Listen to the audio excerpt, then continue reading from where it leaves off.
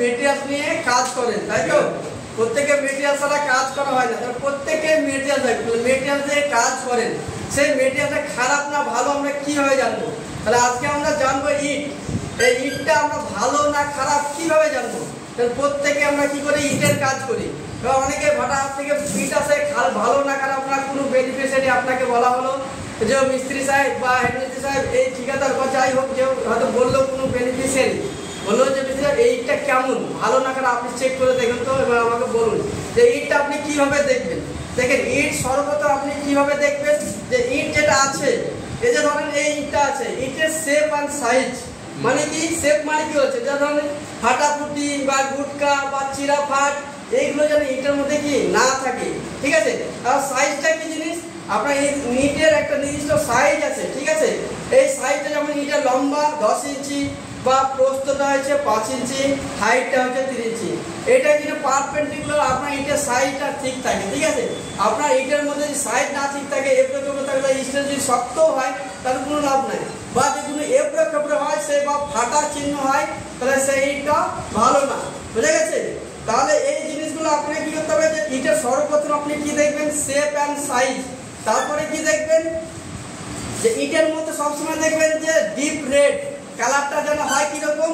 Deep red. মানে এই ইটটা কি হবে না, সাদা হবে না আর কালো হবে না, কি হবে? লাল টকটকে বা টমেটো যেটা রংটা হয় না, লাল টকটকে বা ডিপ রেড, ঠিক আছে? সর্বপ্রথম দেখবেন শেপ অ্যান্ড সাইজ, তারপরে আপনি ডিপ রেড। বুঝা গেছে না যায়নি?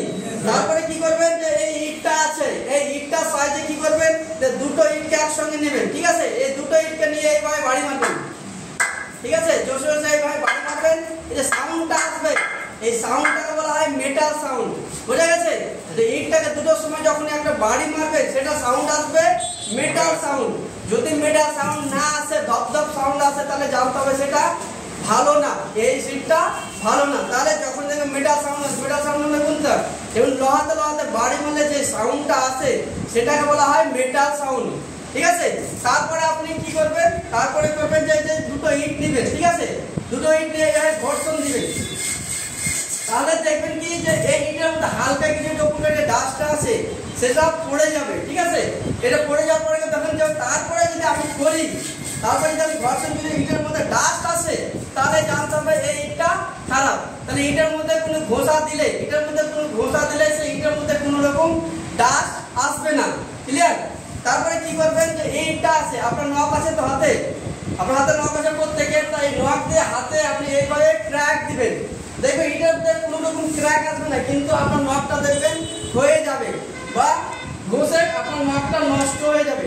তাহলে সে জানতে হবে সেই ইটটা আপনার ভালো ইট। বুঝা গেছে? তারপরে কি করবেন আপনি যে এই ইটটা নেবেন, এইটা নেওয়ার পরে আপনি কি করবেন, এই যে আপনার ঘাড় লেভেলে থাকবে, ঘাড় লেভেলে থাকার সঙ্গে সঙ্গে কি করবেন যে যখন এই ইটটাকে আপনি টি আকারে ফেলে দিবেন, এই টি আকারে যখন আপনি ফেলে দিবেন, যে ওপরকার যে ইটটা আছে এই ইটটা আপনার দুই টুকরো হবে, ঠিক আছে? যে যখন এই ঘাড় লেভেলে নেবেন দিয়ে ফেলে দিবেন, ফেলে দেওয়ার পর এই যে ওপরকার ইটটা থাকবে সেইটা দুই টুকরো হবে। সেটা যদি দুই টুকরো বেশি হয় তাহলে জানতে হবে সেই ইটটা খারাপ, আর যদি দুই টুকরো হয় তাহলে জানতে হবে সেটা ভালো ইট। বুঝা গেছে? তারপরে কি করবেন যে ইটটা কোন জায়গায় আপনি ধরেন ইচ্ছে ধরেন নরম জায়গায় ফেললেন, তাহলে দেখা গেল ইট ভাঙলো না। আবার কোন জায়গায় দেখলেন আপনি পাথরের উপর ফেললেন, দেখা গেল ইটটা টুকরো টুকরো হয়ে গেল। তাহলে আপনাকে সাধারণ একটা জায়গাতে ফেলতে হবে যেখানে শুধু নরম হবে না, খুব শক্ত হবে না, তাহলে আপনি বুঝতে পারবেন সেই ইটটা ভালো এবং কি খারাপ। তারপরে কি করবেন যে ইটকে আপনি নেবেন, ইটকে নেওয়ার পরে এই ভালো ইট সম্পর্ক কি হবে, এটা ভালো কি হবে যে এই ইটকে আপনি 24 ঘন্টা একটা জলে ভিজিয়ে রাখবেন। এটার মধ্যে যে 20% জল শোষণ করে, জলটা নেই তো ইটের মধ্যে, তাহলে এই ইটটা আপনার জল শোষণ যখন করবে তখন আপনার কি 20% জল শোষণ করবে। যে 1 নম্বর যে ইট হবে সেই ইটটাকে 1 নম্বর ইটটাকে 20% জল অবজর্ব করবে। বুঝা গেছে?